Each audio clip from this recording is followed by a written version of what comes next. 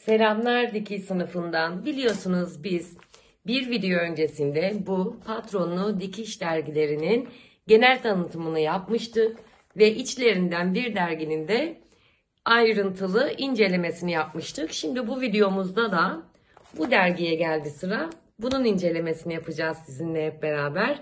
Bir önceki videonun linkini aşağıya bırakacağım. Aynı zamanda o linkte bütün bugüne kadar yapmış olduğum kalıp dergilerinin inceleme videoları da mevcut. Bakabilirsiniz. Hadi şimdi hep beraber bu derginin içinde neler var bakalım. Keyifli seyirler diliyorum herkese ama ilk öncesinde tabii abone olmayı ve kanalıma destek olmayı lütfen ihmal etmeyin. Teşekkürler ve keyifli seyirler yeniden. Evet, dergilerimiz Patronu Dikiş Dergisi olarak geçiyor ve Kreasyon Dergisi'nin Türkçe hali BİM Dergisi diye de biliniyor diye bir önceki videomuzda da söylemiştik. Neler varmış bu sayımızda? Tunikler, kışlık aksesuarlar, pantolon, etek, bluz, ceketler 35 tane model varmış içinde ve kış modası olarak geçiyor ve kapak fotoğrafında da gördüğünüz gibi güzel bir tunik ceket var. Hemen ilk modelimizle başlayalım. Şöyle bir ceket modeli var ama bunun kalıbı var mı içinde? Şimdi birazdan bakacağız. Erkek yakalı ve hoş bir detay düşünülmüş burada. Ve şimdi tekrar geçiyoruz. Modellere bir toplu bakış yapıyoruz. Hemen şöyle bakalım ve tek tek sayfalara geçelim. Tam 35 model olduğunu söylüyor. Gayet yeterli bence bir dergi için ve fiyatına göre 30-40 lira civarındaydı bu dergileri hatırlayacaksınız. Ve BİM marketlerde satıldığını aynı zamanda da internette sahaflarda bulabileceğinizi söylemiştim. Google'dan aratırken Patronu Dikiş Dergisi diye aratacaksınız. Doğanın desenleri içinde demiş ve şöyle güzel bir model vermiş bize. Bluz modeli. Çok basit dikimi bakın. Gerçekten çok şık ve çok basit.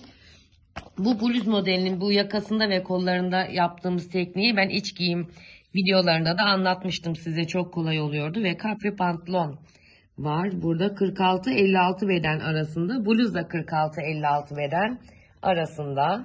Gündelik şıklık adı altında tekrar şöyle şık bir elbiseye geliyoruz. Hemen bakıyoruz. Bu da 46-56 beden arasındaymış.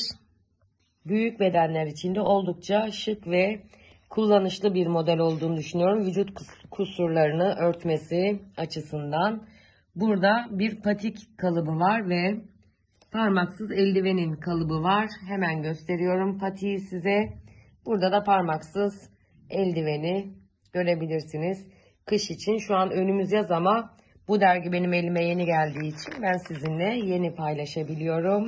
Burada da çok şık bir baykuşlu bere kalıbı var. Bunların hepsi derginin paftalarında mevcut. Size şöyle paftalarını da zaten göstereceğim. Bol bol çizgiler var içinde. Çok model olduğu için güzel bir pafta.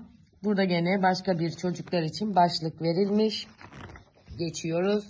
Yeni kombinasyonlar demiş. Şöyle gösteriyorum. Hemen biraz netleyeyim sayfayı ve yaklaştırıyorum. Ne diyormuş burada? 34-44 beden arası ceket. 34-44 arası rahat pantolon. İnanın sayfayı parlatmamak için yerde halının üzerine çekiyorum şu an. O yüzden biraz oynuyor olabilir. Masanın üzerine çok parladı tripodumla. Rahat elbise demiş.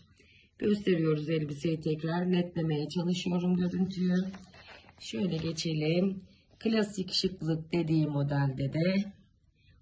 Ben bunu çok beğendim. Kruvaze ceket 36-46 beden arasıymış bu da. Geldik buraya. Siyah zarif bir bluz.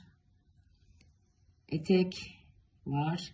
Ben ilk gördüğünüzde bunu elbise gibi algılayabilirsiniz ama bu bir bluz etek gördüğünüz gibi. Evet, zamansız şıklık dediğimiz 36-46 beden etekle şöyle bir patlı bluz var. Patının hemen ayrıntısını göstereyim. Çünkü modele baktığımız zaman dergide bazen model özelliklerini anlayamayabiliyorsunuz. Şöyle geliyorum tekrar. gösteriyorum eteği de size. İnşallah karışık gelmiyordur. Ancak bu şekilde dergi göstermeyi kolay buldum. Diğerlerinde ekran çok netlemediği için modelleri göremiyorsunuz. Çocuk yeleği ve bir balon elbise var. 2-8 yaş arasında düşünülmüş. Gayet de şık olmuş bence küçük kızlar için demiş. Uzun hırka. Evet evet, bakın bu çok şık. Harikaymış bu da. X small ve X large bedenleri arasında salaş bir hırka. Beden vermiştir tabii. Triko kumaşlardan yapabilirsiniz. Burada da pelerin tarzı bir manto var. Ben bu dergide bu modeli çok beğendim açıkçası. Ama gene benim vücut özelliğime çok uygun olmadığı için dikmem diye düşünüyorum. Ama ince, uzun, zarif, güzel, ince belli kadınlar için son derece şık. Geçiyoruz. Gri'nin güzelliği demiş. Evet, gri asil bir renktir. Birçok şeyle de kullanabiliriz. Burada ne? Omuz detayı var. Gene kol detayı var. Perçinli bluz demiş. 36-44 beden arası. 36-46 beden arası da burada. Parçalı etek verilmiş. Sarı sayfalardan bakarız bu eteğe. Parçalı etek kalıbı da ben Instagram sayfamda anlatmıştım. Kaçırmayın onu da. Kendi ölçülerinize göre nasıl çizebilirsiniz. Hep kışlık modeller olduğu için hep koyu renkler. Koyu renklerde dergi parladığı için gözükmesinde biraz zorluk olabiliyor. Şöyle göstereyim. Işığı veya tripodu açtığım zaman çok parlıyor derginin şeyi. Ben de o kadar tecrübeli bir çekimci değilim. Kapak fotoğrafına geldik. Tunik ve geniş bir pantolon demiş. Şöyle gösteriyorum. Pantolon detaylarını 36-46 beden arası. Yüksek belli ve kemerli gördüğünüz gibi. Kırışık görünümlü tunik demiş. Bence bu bir üst giyim olarak da giyilebilir diye düşünüyorum. Dergiyi göster bitmiyor. Bakın burada bir bebek yapımı var ve dikiş okulu, yani aşama göstermiş nasıl yapılacağını da gayet güzel. Burada oldukça şık bir büyük beden eşofman üstü var. Eşofman altı var büyük beden. Büyük bedenler yaşadı, bu dergiyi alırsanız büyük bedenler yaşadı. Çok güzel bir üst ve alt var. Geçiyoruz. Evet, bakın o ilk sayıda ilk sayfayı çevirdiğimdeki ceket bu. Hemen göstereyim, çok beğenmiştik. Hatırlıyorsunuz.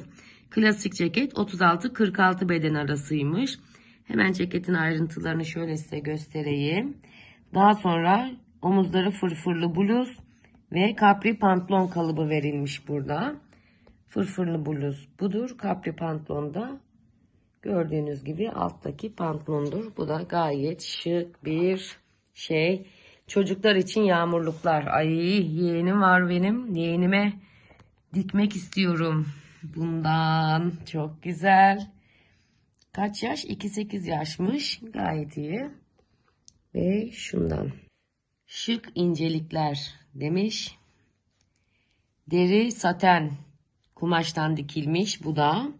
Hemen bakıyoruz. 36-46 beden. Eteğe bakıyoruz. Fermuarlı etek 36-46 beden. Sarı sayfaları şu an atlıyorum. Atladım ama dönüş yapacağım oraya, biliyorsunuz. Dikiş kursunda kalıpları okumak diye bir şey var. Gayet güzel. Patron dosyasını okumak. Yani bu dergideki işlemleri nasıl yapacaksınız? O şekilde, hatta şurayı size bir okuyayım. Giysi, el işleri ve ev tekstili alanında uygulayabileceğiniz kağıttan paftalar bulunmaktadır. Bu pafta zarf, kalıp ve açıklamalar olmak üzere 3 parçadan oluşur. Kumaş önerileri ve gereksinimlerle birlikte zarfın içinde dikilecek modelin bir illüstrasyonu bulunur. Zarfın içine bulunan pafta tabakaları normalde ince kopya kağıdına basılır ve modeli nasıl kuracağınızı anlatan açıklamaların bulunduğu zengin bir içeriği barındırır. Aslında benim anlattığım bütün kalıp inceleme dergilerindeki olayı anlatmış. Biliyorsunuz benim çok fazla kalıp dergisi inceleme videom var. Lütfen altta bıraktığım oynatma listesinden onlara da bakın. Burada dergileri var.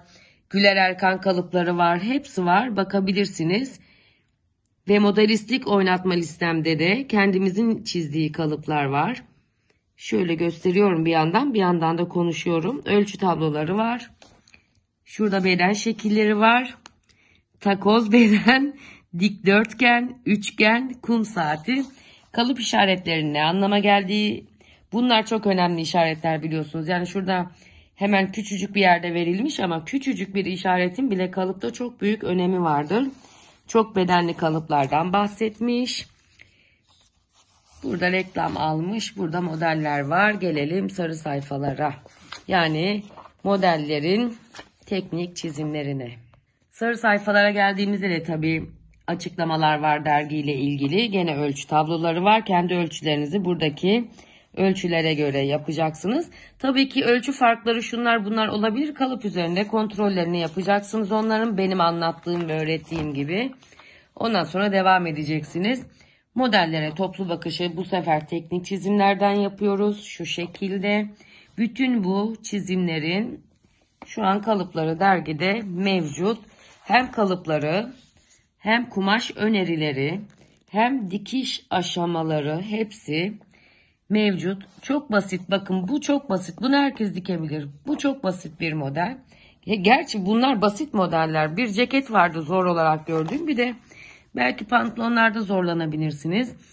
Mesela bu bereler, şapkalar, çocuk şeyleri hediyelik olarak da çok güzel. El işi hediyelikler olarak. Bakın şu çok hoş. Bu cekette belki biraz zorlanabilirsiniz. Zaten bakın 3 nokta işareti verilmiş. Az önceki modele dönüp bakalım ona kaç nokta işareti verilmiş mesela. 2 nokta ki bana sorsanız bu 1 noktadır. Yani çok daha kolay. 2 noktalı bile değil. Bana kolay gelmiyor sadece yani sizin için de kolay. Burada pantolon var, cepli pantolon güzel. Burada rahat elbise görüyoruz. Burada da rahat pantolonu gene göstermiş. O basit elbiseye 2 nokta verip de bu cekete de 2 nokta verirse yani olmaz yani değil mi? Bakın bluz gene etek gösteriyorum. Tatlı bluz. Tek tek anlatmıyorum tekrar artık siz biliyorsunuz. Ben bu hırkayı çok beğendim. Çok beğendim hemen kalıbına bakmak istiyorum. Bunu kesin dikeceğim ben. Bakın çok güzel çok kolay. Direkt hemen şeyi de yok. Yani pensi kupu sizi zorlayacak hiçbir şey yok. Bir tek klapası var. Klapaya tele yapıştırılacak. Buraya dikilecek omuz dikişi kollar. Bu kadar basit bir model ve ama bedeni kaçtı? Bunun büyük bedenli galiba değil mi? Kendi bedenimize bakalım hemen bedenine. Yok büyük beden değil. X large'a kadar. X small'dan X large'a kadar var. Bayıldım. Siz de bayılın çünkü yeni yani acemiler için ideal. Şuna da bayıldım ama bunu dikmiyorum vazgeçtik biliyorsunuz. Siz dikebilirsiniz ama bu dergiyi alırsanız dikmenizi de öneririm. Evet parçalı etek. Hemen şunun kalıbına bakıyoruz. Bakın benim Instagram'da anlattığım hani 6 parçalı yapacaksak beli 6'ya kalçayı 6'ya 8 yapacaksak 8'e 10 yapacaksanız 10'a bölecekseniz dediğim etek. Şurada güzel bir yelek var. 2 yaş ile 8 yaş arası. Çocuk elbiseleri var. Şöyle geçiyoruz. Evet bitmek üzere ve lütfen kanalıma abone olmayı unutmayın. Desteklemeyi unutmayın ki hocanız da bu videoları sizler için çeksin. Çok zamanımızı alıyor. Emeğimizi alıyor her şeyden önemlisi. Ben keyif alıyorum ama keyfin de karşılığı gelsin istiyorum. Şu bakın eşofman üstü gayet güzel. Şu da. Bir yandan gösterirken eşofman altı kaç bedende bu? Bu da güzel. Şöyle evet büyük beden dediğimiz hani büyük beden olanlar yaşadığı bu takımı dikebilir dediğimiz. Şöyle gelelim buraya da. Evet klasik ceket. Bunların içinden gene en beğendiğiniz modeli yazarsanız onun incecik bütün aşama ayrıntılarını anlatacağım. Bunu da çok sevdim ben ya. Omuzdan fırfırlı bluz çok şıkmış. Şurada kapri pantolon vardı hatırlayacaksınız. Hocam şu modeli çok beğendik değil. En çok beğenilen modeli çekeceğime size söz veriyorum gene. Burada bu modeller var. Kız çocuk yağmurluk kalıbı var. Bu var. Bu var. Var. Var. Oğlu var. Evet, sarı sayfalarımız da bitti. Dergimiz de bitti. Elimde bir Patronu dikiş dergisi daha var. Bir sonraki videoda da onu anlatacağım size inşallah. Lütfen takipte kalın. Selamlar, sevgiler herkese. Bir sonraki videoda görüşmek üzere inşallah.